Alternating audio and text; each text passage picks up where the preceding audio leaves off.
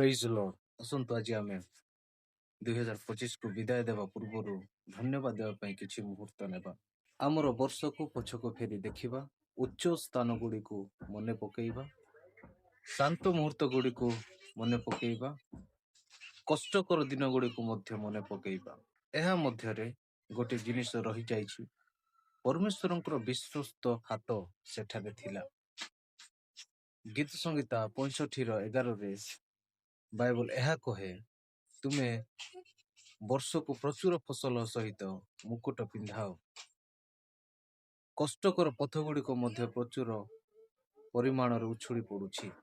ଏହା ବିଷୟରେ ଭାବ, ତାଙ୍କର ମଙ୍ଗଳ ପ୍ରତି ପଦକ୍ଷେପ ତୁମ ସହିତ ଥିଲା। ତେଣୁ ଆସନ୍ତୁ ଆମେ ଏକାଠି ପ୍ରାର୍ଥନା କରିବା। ସ୍ୱର୍ଗୀୟ ପିତା, ତୁମକୁ ଧନ୍ୟବାଦ।